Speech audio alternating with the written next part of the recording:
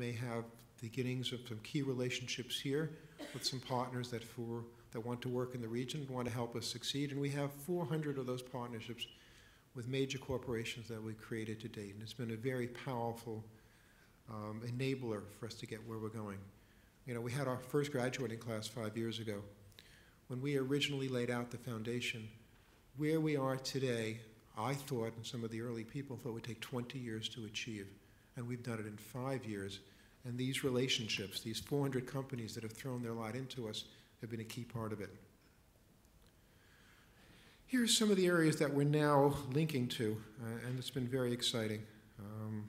A little banking, a little aside on banking. I went to Cairo about 6 months ago, and we were training bankers for Bank Misr.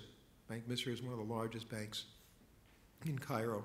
And we were teaching them banking skills, but from my perspective, more importantly, we were teaching them work skills. And to the bank's utter amazement, the kids on their own brought themselves into 4 groups.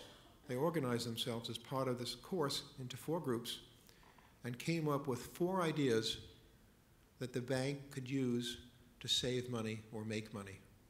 The bank was astounded. Kids don't do that. It's just not done. It's not appropriate. It's considered bad behavior. But that these kids thought out of the box. They did it. The bank picked up and is using 2 of their ideas now. And the bank was just so astounded that they took ads out in 6 of the leading newspapers thanking these kids for what they created. Okay, here's a little bit of statistics. And these numbers have been growing rapidly. And this is, to me, a key one.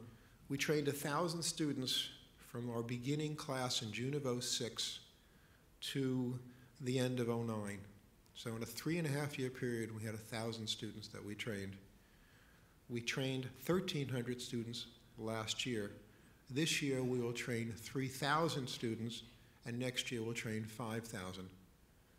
And the interesting thing isn't those numbers, but it's the impact of those numbers, because those numbers obviously are statistically small, but those numbers are pushing the systems in each of these countries and pushing them rapidly and creating an atmosphere where it's not acceptable to go to university where 11% of your graduates get jobs. You ask many of these universities what percentage of your grads get jobs, and quite frankly, they'll tell you they don't know because they don't want to know.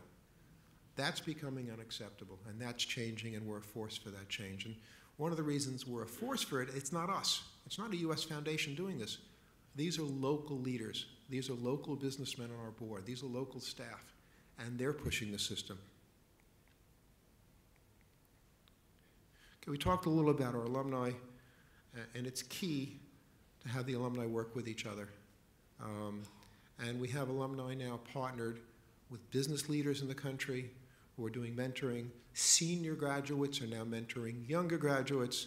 It's become a phenomenal system whereby the alumni continue to learn and grow, taking the MasterCard, the courses from Manpower and teaching each other and participating. They go online. They have computer access at all of our facilities.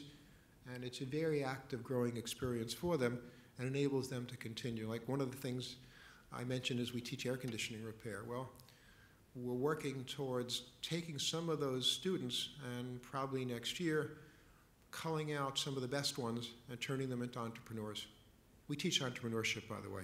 It's one of my favorite courses because I'm an entrepreneur. I relate to it.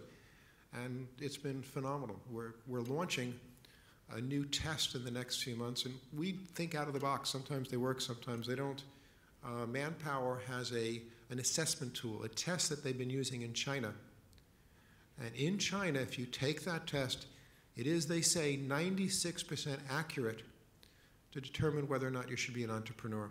I don't have a clue as to whether or not it's going to work in the Middle East, but we're now taking it, we're translating it to Arabic and French and English, and we're going to give it a try. You never know, and maybe we'll have a way of figuring out who should be an entrepreneur and who shouldn't. I'm going to take the test myself. You're just never too late to learn.